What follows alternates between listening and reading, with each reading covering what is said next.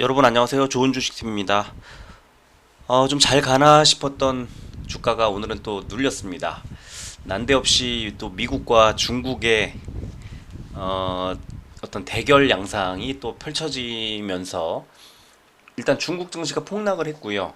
한국 증시도 그리고 일본 증시도 다 이제 이런 영향을 받아서 좀 빠지고 있고요. 그렇다고 또 미국이 잘 가느냐? 미국도 어제는 이제 약보합으로 끝났지만 지금 그 선물 지수가 나스닥 같은 경우에는 마이너스 1% 정도 또 많이 빠지고 있습니다. 어, 미국과 중국의 대결 양상은 각 이제 각각의 이제 미국도 바이든 지금 중간 선거 얼마 안 남았죠. 중국도 시진핑의 이제 신임이 필요한 그런 지점이다 보니까 뭐 장기 집권을 하겠다고 아예 뭐 이렇게 숨기고 하는 게 아니라 그냥 대놓고 하고 있잖아요. 그래서 내부 결속을 다지고 또 어쨌든 국가 이제 내부의 지지를 이끌어내려면은 뭐 미국과의 대등한 관계 내지는 어떤 과시, 힘의 과시 이런 것들이 좀 필요하다고 보고 여기에 그 펠로시가 이제 그 천안문 사태,天安문 사태 때 찍었던 사진이 오늘 하루 종일 뉴스에 나오던데 이제 뭐 혹자들은 뭐 관심 종자, 관종이라고 하면서 뭐 비판하는 분들도 있지만 그래도 뭐 정치인이 그렇게 할 말 하면서 자기 어필하는 건 뭐 당연한 거 아닙니까? 근데 이제 중요한 거는 지금 시점이 참 애매하다는 거예요. 그러니까 묘하다는 거죠. 지금 미국도 중간 선거 앞두고 있는 바이든이 그렇다고 중국에 양보할 리가 없죠. 지금 선거 이겨야 될 거 아닙니까? 그러면 이제 일단 중국하고 뭐 미국은 세계 1위 최초 강대국인데 그러면 그뭐 어떤 나라와도 어, 어떤 그 꿀리는 그런 모습을 보일 수는 없는 거고 중국도 마찬가지. 그러니까 강대 강 대결로 또 가는 거고 여기에 또 뭐 러시아 우크라이나 사태부터 해가지고 지금 최근에 국제 정세가 많이 꼬여가고 있죠. 그런 상황이다 보니까 이제 우리 증시는 또 좀 눌린 그 측면이 있습니다. 그런데 또 그렇다고 해서 뭐 대단히 올라야 될 게 뭐 많이 떨어졌거나 또 생각보다 많이 빠졌거나 무슨 대단한 그 폭락이 나왔거나 이런 거 아니거든요. 지금 빠질만 해서 빠졌고요. 빠질 만큼 딱 빠졌고요. 뭐 빠진 것도 아닙니다, 사실은. 이따 이제 제가 오늘은 또 오랜만에 그 지수 차트도 좀 보여드리려고 하는데요. 아직은 뭐 걱정할 단계는 아닌데 이제 문제는 그 이런 이제 관계가 뭐 그러니까 대만을 둘러싼 그 미중 갈등이 오늘도 군사 지금 뭐 미국은 항모 전단 이제 남중국해로 뭐 이동을 했다는 소식이 들리고 있고 중국도 동부군단인가 뭐 이름이 뭐더라 그 대만 쪽 이제 담당하고 있는 뭐 그쪽 이제 부대가 전시 준비에 전시에 준하는 그런 그 준비를 해놓고 뭐 명령을 기다리고 있다 하면서 오늘 하루 종일 뉴스에 나오던데 그러니까 이렇게 이제 과시하는 거죠. 과시를 하는 건데 실제로 전쟁이 뭐 일어날 일은 뭐 아주 아주 낮은 확률이라고 보고요.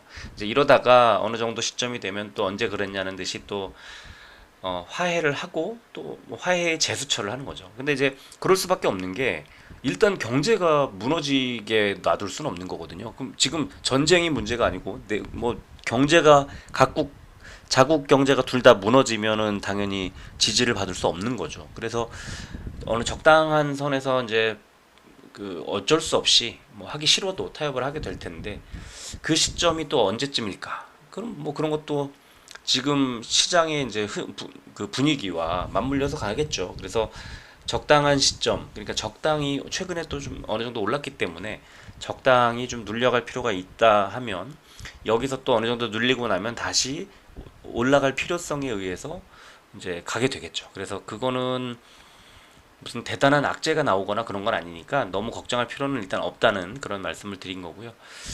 어, 오늘 사실은 우리 시장도 전체적으로 좀 대형주, 중소형주, 대형주들이 골고루 다 빠져가지고 사실은 뭐 특별히 로봇주 정도 빼고는 거의 강했던 어, 종목이나 뭐 업종이 특별히 눈에 띄지는 않았는데요. 이런 테마들조차 사실 굉장히 빠른 속도로 순환매를 돌기 때문에 그것 그냥 그 자체가 쫓아가기가 어려워요. 그러니까 오늘도 제가 이제 여기저기 이제 몇 분 상담을 해드리면서 그런 말씀을 드렸는데, 그러니까 테마주를 쫓아다니면요 계속 털릴 수밖에 없어요. 그래서 지금 테마주를 뭐 그렇다고 내일 어떤 테마가 돌지 이런 거를 지금 예측할 수 있나요? 없죠. 그러니까 미리 길목을 잡고 기다렸다가 이제 반응하면 이제 그 환매가 순환매가 오면 그때 털고 바꾸는 거, 그런 전략밖에 지금은 그렇게 이제 먹히는 전략이 없다고 보고요. 그리고 저 같은 경우에는 이제 에코프로 BM 뭐 어제도 그렇고 댓글로 에코프로 BM 같이 사신 분들 많이 고맙다고 하시는 분들 많이 있는데요. 에코프로 BM뿐만이 아니고 지금 최근에는 저점에서 이제 돌아서는 그런 종목들, 우량주들이 많이 있기 때문에 뭐 사실은 지금 굉장히 좋은 매수 자리인 경우가 많아요. 그런데 대부분의 개인 투자자들은 그런 매수 타이밍에 맞춰서 살 수 있는 현금 여력이나 이런 게 없는 거죠. 그리고 너무 많이 그냥 고점에서부터 계속 지금까지 들고만 있다 보니까 뭐 마이너스 30%, 40%, 50%씩 꺾여 있는 상태에서 뭐 물타기를 하거나 이런 의지도 별로 생기지 않는 거죠.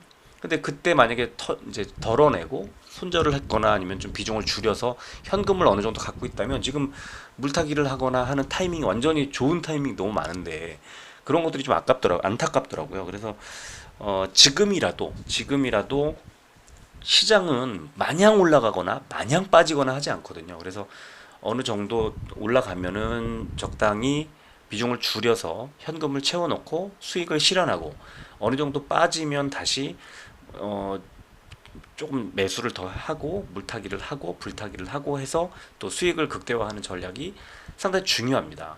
투자의 그냥 기본인 것 같은 건데 계속 들고만 있고 뭐 그냥 무조건 홀딩 뭐 그런 거는 되게 이상한 거죠. 아니 경제가 사이클이 돌고 어떤 상황에 따라서 폭락하기도 하고 폭등하기도 하고 한데 그냥 가만히 들고만 있으면 수익을 어떻게 내나요? 2020년 같은 장이 오지 않는 이상 좀 쉽지 않아요. 그래서 적당히 계속 움직여줘야 되거든요. 그런 것들 감안하시고 그냥 길게 갖고 갈 내가 절대 믿는 길게 갖고 갈 종목 한두 개와 그 다음에 좀 짧게 뭐 스윙 정도 뭐 길면 진짜 한 달 정도 보유하겠다 하는 마음으로 투자하는 종목과 그 다음에 일주일 이내에 매매하겠다 하고 하는 종목이 골고루 섞여도 괜찮을 것 같고요. 코스피 코스닥이 골고루 섞여도 좋을 것 같고요. 업종들이 좀 골고루 섞여도 좋을 것 같고요.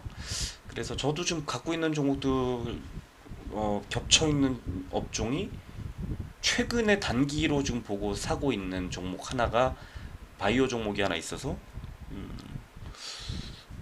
뭐 셀트리온 헬스케어와 겹친 정도 말고는 없어요. 겹친 게. 그래서 업종도 다르고 그리고 또 저점에서 사다 보니까 어 전부 다 지금 일단은 수익권에 들어가 있는 상태고, 에코프로비엠이나 이런 종목도 이제 몇 종목은 큰 수익을 내고 있다 보니까 크게 뭐 걱정하거나 우려할 만한 지점이 아닌데다가 현금 비중이 어느 정도 되기 때문에 여차하면은 뭐 물타기 좀 하고 또 필요에 따라서 다시 현금을 늘리고 이런 식으로 계속 투자를 조절하는 게 중요하고, 그런 것들이 아주 유용하다 그런 말씀을 드리겠고요.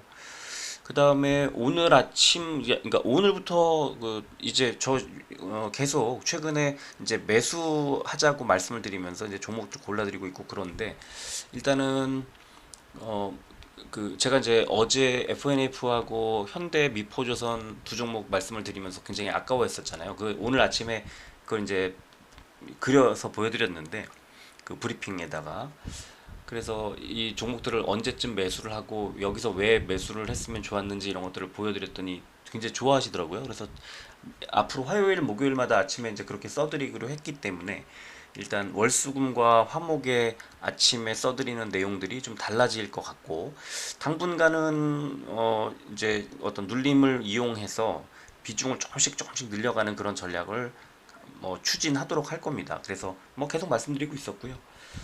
그리고 이제 또 짧게 보고 갈 종목들은 적절히 수익을 내고 덜고 하는 것들도 좀 괜찮을 것 같고, 이게 순환매가 지금 도는 게요 굉장히 빨라요. 한 2주 3주마다 요동을 치면서 돌아옵니다. 그래서 그게 야 진짜 신기할 정도로 정말 그 빠른 속도로 급히 정말 회전을 하는 그런 것들이 느껴집니다. 철저하게 지금 그런 개별 종목별 아니면 테마별 업종별 이런 식으로 움직이기 때문에 진짜 쫓아가기 어렵다. 그렇게 생각을 하시면 될 것 같고, 2차 전지도 어제 좀 오르더니 오늘 좀 빠지는 거 보세요. 그러니까 그게 쭉쭉쭉 계속 막 밀고 가는 그런 거는 없는 것 같아요. 개인 투자자도 굉장히 어렵게 만드는 지점이 아닌가 싶습니다. 자, 오늘은 코스피가 240 종목이 올랐고 615 종목이 빠졌습니다. 0.52% 하락했고요. 코스피 100이 0.39% 하락을 했죠. 대형주들의 흐름이 좋았지만 그렇게 큰 차이가 있었던 건 아니고요. 코스닥은 433 종목이 올랐고 968 종목이 빠졌습니다. 0.4% 내렸고 코스닥 150은 0.45% 내렸으니까 조금 더 안 좋았지만 큰 차이는 없습니다.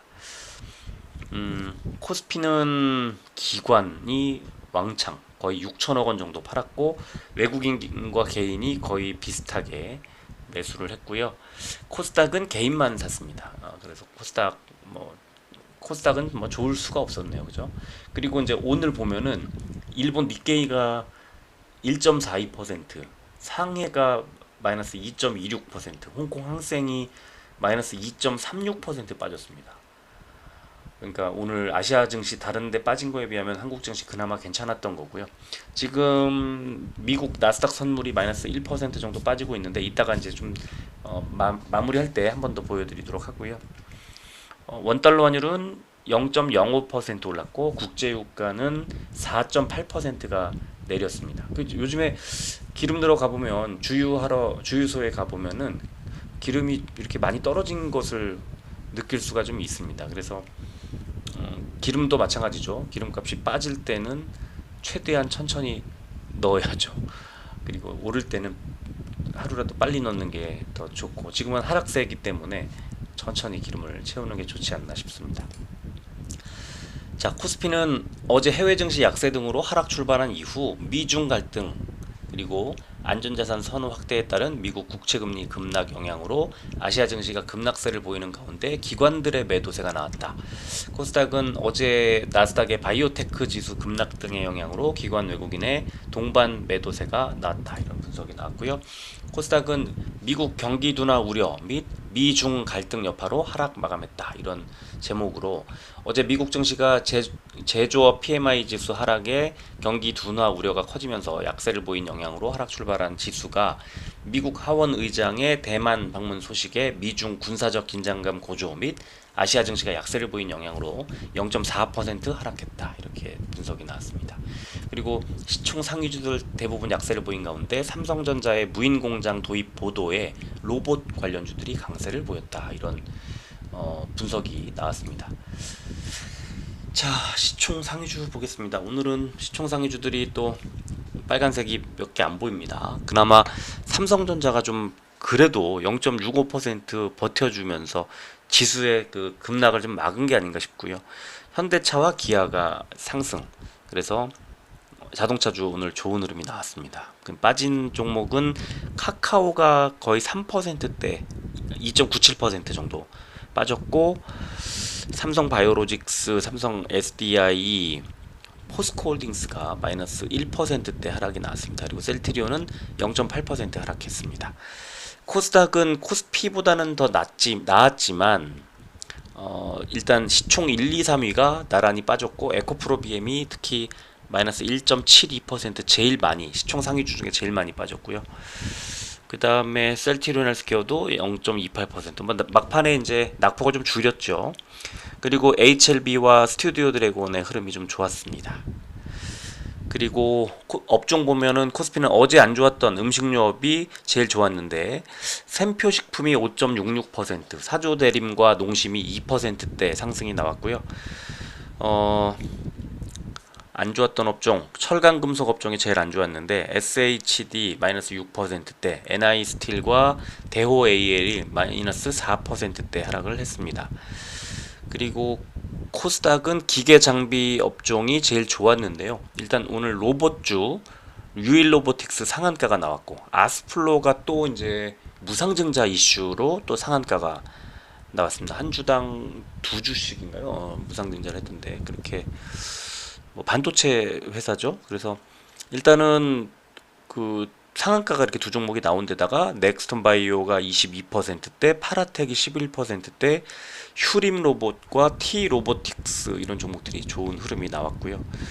그 다음에 안 좋았던 업종, 통신 장비 업종이 제일 안 좋았는데 SAT가 마이너스 6%대, 옵티시스 마이너스 5%대, 세트레가이, 장원테크가 마이너스 4%대 빠졌습니다. 코스피 의약품 오른 종목은 이연제약이 4%대, 팜젠사이언스가 3%대 올랐고요.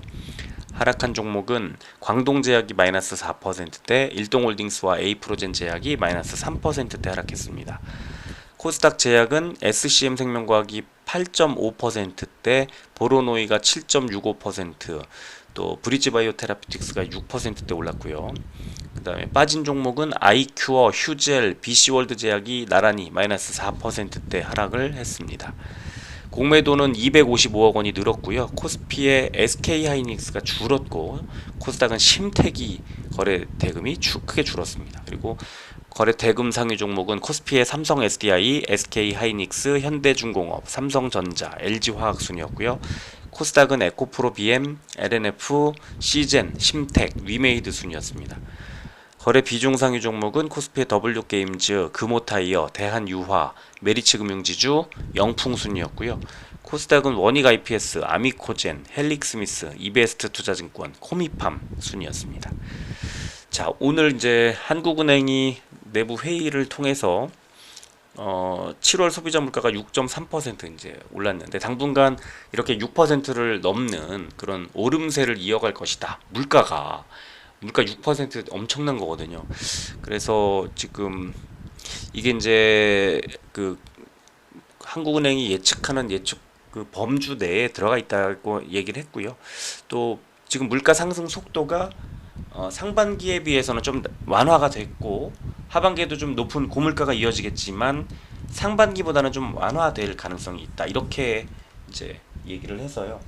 시장에는 그래도 좀 긍정적인 시그널이 좀 나오지 않았나 하는 생각이 듭니다. 그리고 또 미국 그 제조업 경기가 침체될 조짐을 보이고 있다 하면서 지금 최근 2년 만에 가장 낮은 PMI 구매관리자 지수라는 것을 가장 낮았다. 그럼 이게 이제 경기 침체로 접어든 게 아니냐 하고 이제 얘기를 할 수 있는 거죠.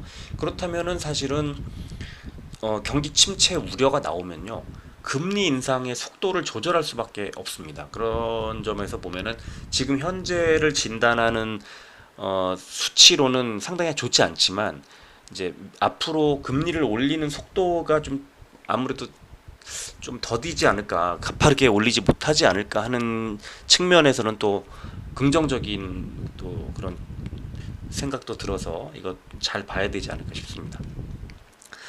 자, 그리고 이제 셀트리온의 레키로나주가 오랜만에 또 얘기가 나와서 오늘 이번 그 켄타우로스 변이의 항체 치료제 그 중에서 이제 효과가 있는 치료제가 따로 있더라 하는 겁니다. 그래서 지금 셀트리온의 레키로나주, 일라이릴리의 뱁텔로비맙, 아스트라제네카의 틱사게비맙 이렇게 세 종류가 효과가 있다고 나타났고 리제네론의 리젠코브 등은 뭐 별로 효과가 없다 또는 크지 않다 이렇게 얘기가 나와서 어쩌면은 또 다시 내 그 국내에서 이 레키로나주의 또 판매가 또 어떤 주목을 받을 수 있고 그렇다면 셀트리온 제약의 주가가 괜찮은 흐름으로 바뀔 수도 있겠다 이런 생각이 들었습니다. 그리고 셀트리온 그룹의 아무래도 합병 이슈가 하반기에는 계속 나올 것 같아요. 좀 심심치 않게 계속 기사가 나오고 있습니다. 그래서 합병을 할 경우 뭐 진통을 겪고 그러면은 조금 주가가 흔들릴 수는 있겠지만 합병 자체는 긍정적인 요소가 더 많은 것 같아요. 그래서 일단 합병을 추진한다고 하면 그냥 그런 긍정적인 이제 그 회계 처리에 대한 불안도 없앨 수 있고 또 그 생산과 판매와 이런 망이 이제 투명해지는 그런 것도 있고 그다음에 어 브랜드 가치 자체가 이제 굉장히 덩치가 커지고 이러면서 완전 글로벌 빅팜으로 거듭날 거라는 그런 기대를 할 수 있겠죠. 그래서 아마도 주가에는 좀 긍정적으로 반응을 하지 않을까 하고 이제 시장에서도 그렇게 보고 있고 뭐 저도 그렇게 생각을 하고 그렇습니다. 그리고 이제 그 2차 전지주가 고평가 업종으로 꼽히는 세 가지 이유 이런 제목의 기사가 있었는데 이제 앞부분은 좀 잘라내고요. 시장 관계자들이 에코프로비엠의 실적에 대해서 이제 얘기를 하다가 왜곡이 좀 있다. 산업 자체가 성장인 건 맞지만 가격 인상과 강달러 효과에 힘입어서 그 성장세가 좀 부풀려져 있다. 이렇게 분석을 했습니다. 그래서 2차 전지 관련주가 상반기에 예상보다 폭발적인 성장을 보일 수 있었던 건 인플레이션 수혜주였기 때문이다.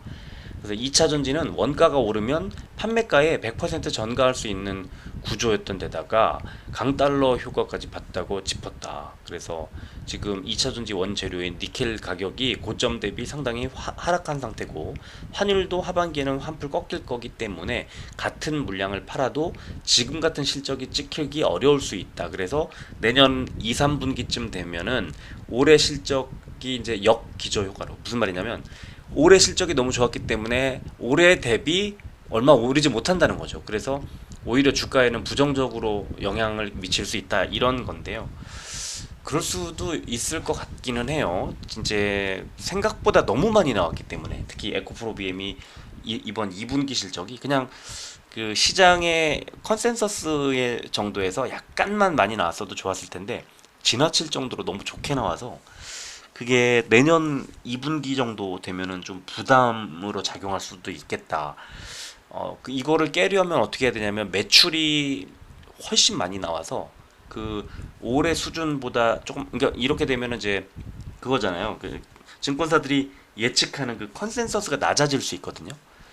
그런데 그런 컨센서스 대비해서 잘 나오기만 하면 되니까 그때 가서 또 조금 그 증권사들 컨센서스가 어떻게 움직이는지 거기에 이제 대비해서 이 에코프로비엠의 실제 어떤 계약이라든가 수주라든가 이런 것들이 어떻게 형성되는지 이런 거를 올해 말 그리고 내년 1분기 정도에 이제 증권사들의 리포트라든가 기사라든가 이런 거를 아주 꾸준히 잘 지켜보고 컨센서스 동향도 좀 살펴봐야 됩니다. 그래야만 이걸 감을 잡고 좀 대응할 수 있어요. 안 그러면은 지금 지적하는 것처럼 이렇게 역기저 효과가 좀 있을 수도 있는 그런 상황이 아닌가 싶고요.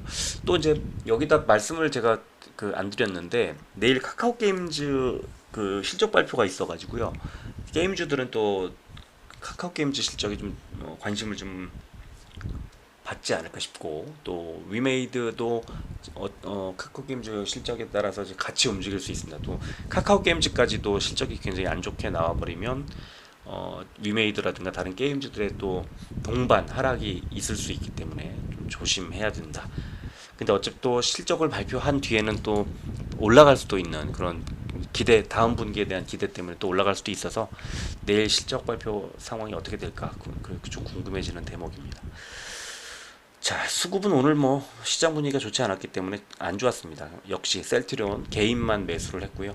연기금이 계속 사고 있는 게 좀 다행이라는 생각이 듭니다. 그러니까 더 많이 빠질 주가를 하방을 막아주는 그런 느낌이 있고요.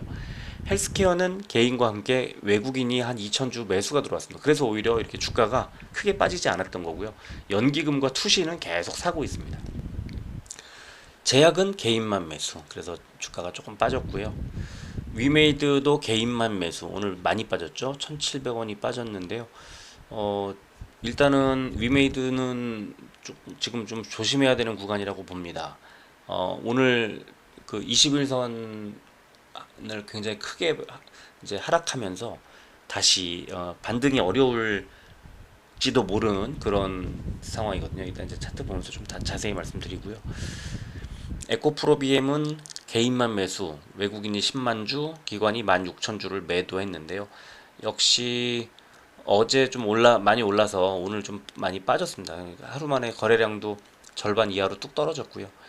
그렇지만 어제 이렇게 많이 어제 거의 7% 올랐는데 오늘 한 1. 몇 퍼센트 정도 빠지는 거는 뭐 이 정도는 빠지는 거 그냥 받아들일 수 있죠. 그러니까 때로는 이렇게 좀 쉬어가는 것도 이것도 다 투자의 한 부분이고, 또 이렇게 주가가 쉬어갈 때 잘 견디는 것도 투자의 한 부분입니다. 그러니까 지금은 에코프로비엠의 상승 추세라는 것을 인정을 하고 주가가 어느 정도 빠질 때 오히려 조금 더 공격적으로 매수하는 게 좋다는 생각이 드는데, 그런 생각 때문에 이제 개인들 매수가 들어온 것 같아요. 그래서 또 개인들 매수가 이렇게 들어오게 되면은 주가는 조금 더 눌릴 가능성은 있고 그렇습니다. 그래서 어쨌든 뭐 상승 추세가 계속 이어지는 부분을 감안하면 갖고 계신 분들은 홀딩하는 게 맞지 않나 싶고, 역시 이동평균선을 보고요.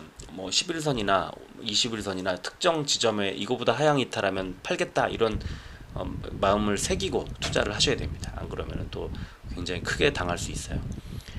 강원랜드는 외국인의 매수가 지금 10일 연속 들어오고 있어서 뭐 강원랜드 뭐 주가 보면은 크게 빠지지 않아요. 주가가 안 좋아도 즉 기관이 72,000주를 덜면서 금투와 연기금이 거의 뭐 많이 팔면서 주가가 크게 빠질 수도 있는 그런 상황이었는데 외국인이 다 막았습니다. 외국인이 계속 사고 있기 때문에 한번 반등이 쭉 나오지 않을까 하는 기대가 생기는 지점이고요. 셀트리온 시간해 보니까 보합으로 마무리했고요. 헬스케어는 0.14%, 100원이 빠진 71,300원. 제약은 보합으로 마무리했습니다. 위메이드 0.17%, 100원이 빠진 57,100원. 에코프로비엠 0.64% 마이너스 800원이 빠졌습니다. 124,700원. 강원랜드도 보합으로 마무리를 했습니다. 시장이 아무래도 내일은 뭐 오늘에 이어서 좀 더 안 좋을 가능성이 좀 크지 않나 싶습니다. 자, 셀트리온 차트 보면요. 정확히 21선에 이렇게 이제 기대 있는 상황입니다. 그래서 지금 위쪽에 241선에 눌리면서 아래쪽에 21선에 지지를 받는 그런 패턴이기 때문에 셀트리온은 여기서 약간 더 눌릴 수도 있겠지만 곧바로 반등할 가능성이 높다, 이렇게 생각을 하고요. 헬스케어도 비슷합니다. 근데 헬스케어는 위에 241선까지 가지도 못하고요. 지금 이제 아래쪽에 11선까지 이 바닥 아래꼬리 달고 바닥을 지지받고 이제 십자형 패턴의 캔들 나왔고 하니까 이제 반등할 가능성이 좀 있지 않나 생각이 듭니다. 저점은 아래쪽에 11선, 만약에 11선에 주가가 이제 닿으면 이게 71,000원쯤 되거든요. 71,000원을 깨면 매수, 이렇게 해도 될 것 같아요. 제약은 121선에 닿자마자 그냥 빠져서 지금 4일 연속 음봉이 나왔고 11선에 아래쪽에 지지를 받고 있는 상황입니다. 그래서 여기서 더 빠지면 아래쪽에 21선을 터치하거나 좀 더 빠지면 그때는 매수, 뭐 저는 그렇게 생각을 하고요. 위메이드는 안 좋습니다. 이 아래쪽에 지지를 받을 이동평균선 자체가 없고요. 그래서 지난번 최저점 뭐 구간 51,000원대나 뭐 아니면은 하여튼 지금보다는 좀 더 빠질 가능성이 좀 있고요. 이 하락 추세가 또 이어질 수도 있고요. 내일 카카오게임즈 실적 발표에 따라서는 추가로 좀 크게 하락할 수도 있는 뭐 그런 상황이라 위메이드는 여전히 뭐 그렇지만 또 이 지금 상황에서 매수하자 이런 말씀도 드리기가 좀 어려운 게, 뭘 갖고 올라가지? 이 모멘텀이 믿었던 것들이 거의 다 그 이번에 실적 발표를 하면서 많이 깨져가지고요. 크게 그렇게 이렇게 좀 뭐랄까 이렇게 기대치가 많이 꺾인 느낌이 좀 많이 듭니다. 그리고 실제로 차트도 지금 좋지 않은 그런 상황이고요. 에코프로비엠은 많이 올랐기 때문에 약간 쉬어가는 건 뭐 당연한 거고요. 아직도 지금 5일선, 10일선 이 밑에 아래쪽에 이동평균선도 오지 않고 붕 떠 있죠. 그래서 걱정 말고 기다리면 이게 빠지면서 가는 것보다는 횡보하면서 아래쪽에 이동평균선들 올라올 때를 기다릴 거라고 생각을 하고요. 지금 지난번 121선과 241선의 그 바닥에서 이제 닿았던 부분에서 저점을 잡고 거기가 11만 원 정도였는데 저점 잡고 이제 어느새 12만 원대 중반 후반까지 왔죠. 그래서 이제 13만 원을 돌파하기 직전에 와 있습니다. 상승 추세긴 하지만 아주 뭐 가파르게 올라가는 건 아니니까 조금 그 홀딩하면서 추이를 좀 살펴보는 게 좋겠다. 뭐 갑자기 너무 그 비중 싣기도 좀 애매한 그런 지점입니다. 자, 강원랜드 너무 좋아요. 강원랜드는 지금 481선을 뚫고 올라갔다가 어제 음봉, 오늘 하락하면서 아래쪽에 그 11선 이제 딱 지지를 받고는 다시 481선 위로 올라왔습니다. 그래서 481선 지지와 5일선까지 그대로 챙겨서 크게 하락하지 않은 거예요. 그러니까 그대로 뭐 큰 의미 없는 그러니까 이게 올라가다 떨어지면 기분이 나쁘지만 내려가다가 낙폭을 줄인 거라서 오히려 이제 반등 좀 기미를 반등에 대한 기대를 좀 할 수 있는 자리가 아닌가 싶습니다. 자, 지수 한번 볼까요? 코스피 지수 보면요. 이렇게 위쪽에 61선, 아래쪽에 5일선과 11선. 그래서 오늘 아래꼬리 끝 저점 부근이 11선 부근에서 지지를 받았고요. 당일날 반등이 바로 나왔습니다. 그래서 코스피 지수도 더 빠지면 아래쪽에 11선 정도에서 지지를 받을 가능성이 높고 특별한 더 큰 악재가 뭐 나온다고 하면은 21선까지 밀릴 수는 있겠지만 지금은 이제 완만하게 상승 구간으로 가는 타이밍이 아닌가 싶고 바닥이 11선 정도가 아닐까 싶습니다. 그러니까 지금 그냥 빠질만 한 거예요. 위쪽에 61선을 아직 뚫을 에너지는 없고 저기 5월 말 6월 초에 그 61선 부근에서 밀려 내려왔었잖아요. 그리고 다시 이제 2달 만에 이제 61선 부근까지 왔다가 살짝 눌리는 거예요. 그래서 지금 이렇게 눌렸다가 다시 또 재차 도전하면서 61선을 깨게 되는 타이밍이 옵니다. 지금은 아닐 수도 있겠지만 코스닥 지수는 더 좁아요, 폭이. 그래서 이 5일선 따라 올라가다가 오늘 아래꼬리 끝이 그러니까 저점 부근이 5일선을 하향 이탈했다가 바로 반등. 위쪽에 60일선을 뚫지 못해요. 역시 5월 말 6월 초죠. 6월 초쯤에 60일선 부근에서 밀려 내려온 뒤에 한 2달 만에 60일선에 이제 닿을랑 말랑 하는 거죠. 60일선과 5일선, 10일선 사이에서 이렇게 횡보하다 보면 만나죠. 그러면은 위로 가든 아래로 가든 방향을 잡는다. 그러면 위쪽으로 갈까 아래쪽으로 갈까 아직 몰라요. 근데 밑에 MACD 값이 이제 좀 꺾이려고 하는 그러면 MACD는 추세거든요. 이제 하락 추세로 이어질 수 있는 그런 구간이 되고 있습니다. 그래서 여기서 이제 얼른 이제 내일은 추가로 조금 하락할 가능성이 있으니까 바로 반등이 좀 나와줘야 이 지수를 돌릴 수 있고 만약 여기서 빠지면 21선 부근까지 밀릴 수 있어요. 코스피도 코스닥도. 그래서 코스닥은 780포인트 정도 되는 것 같고 코스피는 2380포인트 정도 되는 것 같습니다. 그래서 이 부분이 저점이라는 것을 알고 투자를 해야 되지 않을까 싶습니다. 자, 그리고 지금 미국의 선물지수 많이 다우존스가 마이너스 220포인트, 나스닥이 마이너스 120포인트 지금 보여드리고 있는데 지금 현재 상황을 한번 볼까요? 지금 미국 시장을 보면은 다우존스 마이너스 178 그러면은 지금 220에서 낙폭을 좀 줄이고 있네요. 나스닥 마이너스 103 125니까 낙폭을 줄이고 있습니다. 어제랑 좀 비슷하네요. 어제도 제가 이 방송 만들 때만 해도 많이 빠져 있다가 낙폭을 줄이고 있었거든요. 그래서 오늘 미국 증시 흐름이 다우존스도 그렇고 나스닥도 그렇고 장 초반에 안 좋았다가 낙폭을 줄이면서 끝났어요. 근데 지금도 또 거의 비슷하네요. 그래서 어제처럼 미국 증시가 지금 일단 낙폭을 줄이고 선물지수에 낙폭을 줄이고 있다. 그렇다면 오늘도 마찬가지로 미국 증시는 장 초반에 좀 안 좋을 것 같지만 이제 장 막판으로 갈수록 조금씩 밀어올릴 가능성 이런 것들이 보이는 그런 지점이고요. 지금 다우존스가 마이너스 180, 나스닥은 마이너스 104포인트가 빠지고 있습니다. 약간 아까 제가 보여드린 것보다는 조금 많이 내려왔고요. 방금 말씀드린 것보다는 다시 약간 하락폭이 커졌습니다. 그러니까 여기서 왔다 갔다 하면서 이따가 이제 개장을 준비할 텐데 일단 선물 지수가 낙폭을 줄여가고 있다는 것은 사실입니다. 그래서 지금 일단 오늘 밤에 미국 증시의 흐름이 어떻게 나올까? 그 흐름에 따라서 내일 우리 증시가 이제 갈피를 방향을 잡게 될 겁니다. 자, 오늘은 여기까지 하겠습니다. 끝까지 들어주셔서 고맙습니다.